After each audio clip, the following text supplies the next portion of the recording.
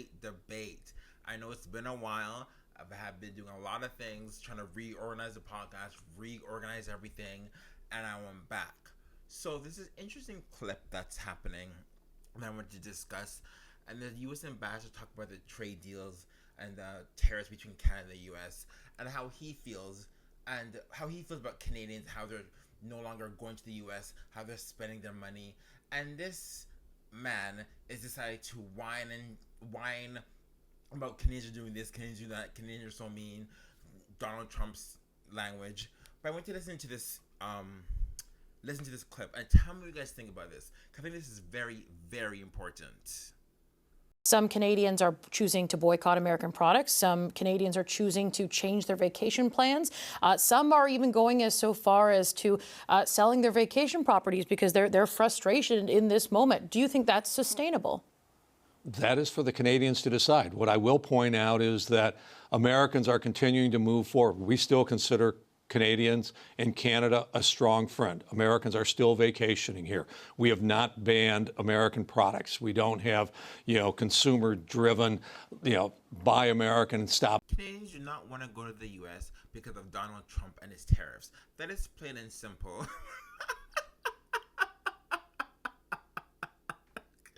What is this? No, you don't think Canada is an ally. No, you don't. Because if you thought Canada was a true ally, you wouldn't be imposing these crazy tariffs on us. Donald Trump has continuously over and over and over called Torontonians Canada mean, nasty people, because we have a backbone. But you want to say, oh, we're still friendly, we're still allies. Yes, we're still allies, but you don't treat us like allies. What the real discussion is that Trump favors Russia than Canada. That's his real ally. But the reason why I laugh, because I'm just confused.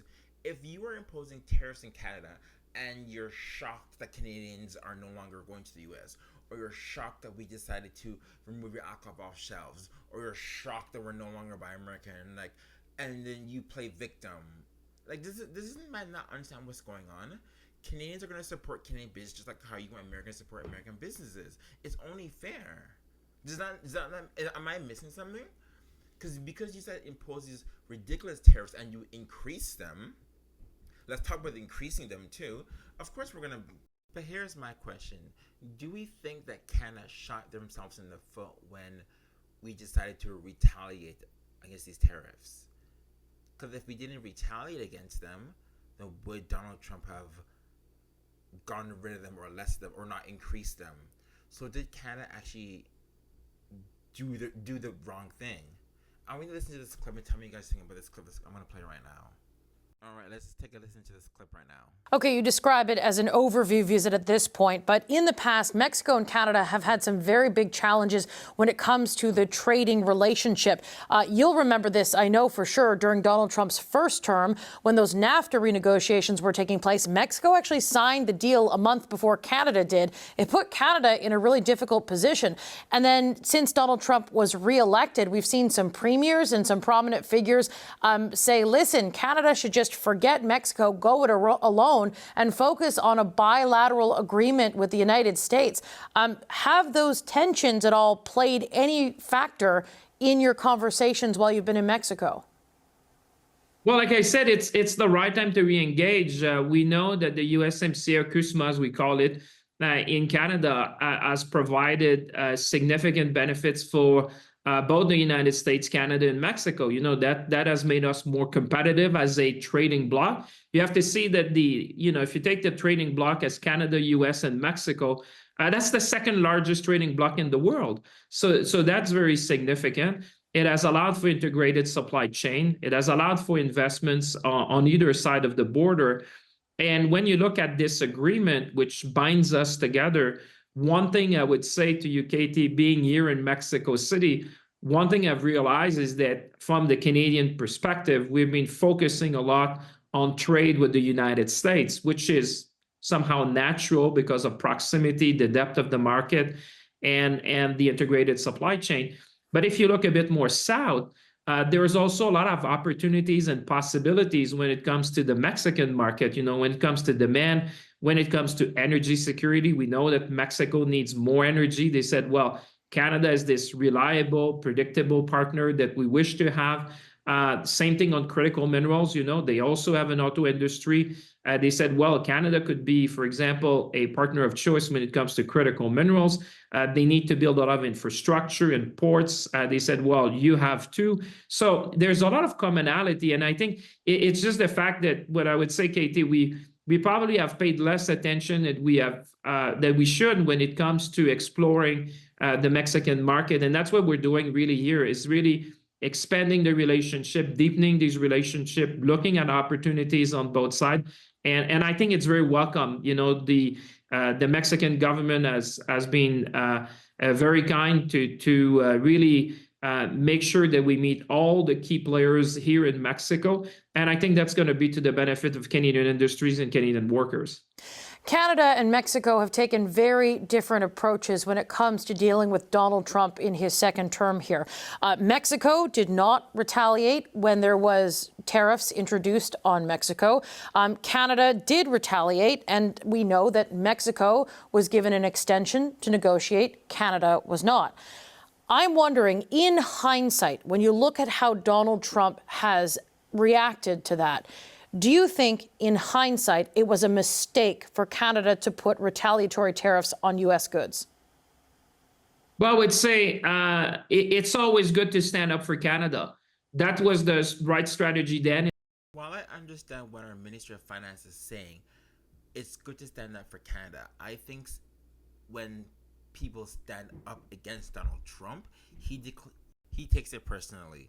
It's not like we're standing against Donald Trump personally. Some people are. Some people generally do not like him. But I just think, what did you expect Canada to do? We had to stand up for our rights for Canada and start buying Canada products. I do it right now. And I understand what the Ministry of Finance is saying. He's saying, we had to stand for Canada. There's not retaliation. But I think Donald Trump took it personally. And he's like, oh, so you're going to impose tariffs on me after I impose the tariffs on you? I'm going to impose more tariffs on them. It's a very dangerous game playing with Donald Trump, just letting you guys know that.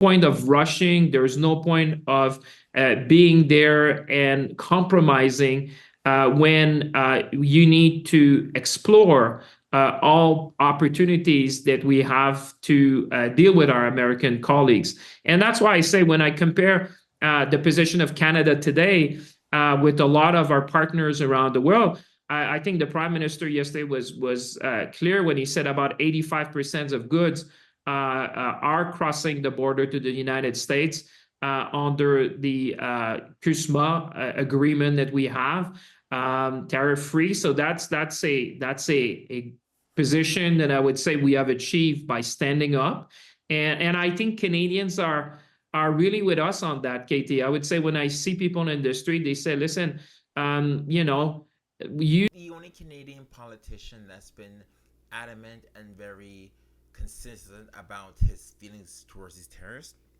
and Donald Trump is Doug Ford. And I never give Doug Ford his 10s, but Doug Ford does do it.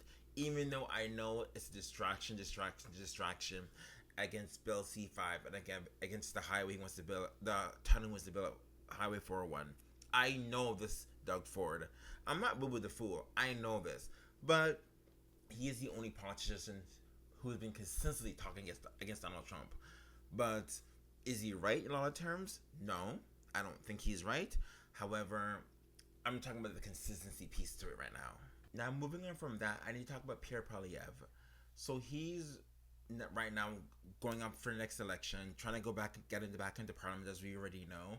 However, apparently there's over 200 candidates on this ballot. That's a crazy amount of people. I think there's too many people on that. That's what I'm saying. But here's a clip, and I want you guys to let me know what you guys think about this clip. Okay, let me just play it right now for you.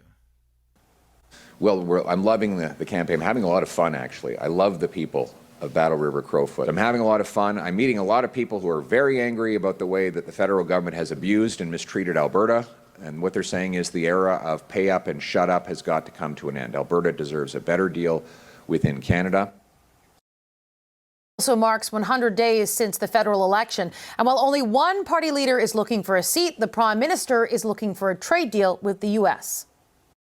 We're not sacrificing any industry. We're working for the best deals for all our industries. The NDP, meanwhile, prepares to select their new leader in the coming months. The party is facing a significant drop in their spending ability. This is a look at their fundraising over the last few elections. All right, let's chat about all of this. First and foremost, the NDPs are done. It's a wrap. They need to hang it up. They've lost party status. Jagmeet Singh has decided to step down as leader. Good, because a lot of people talk about all he cared was his pension. He didn't really care about the people. He didn't care about anything else. All he cared about was himself. And I don't know, honestly, it kind of looks like it. And if your spending has been going down across so many years, guess what? Canadians don't have faith in you. That's why you lost seats in the election. Has just changed.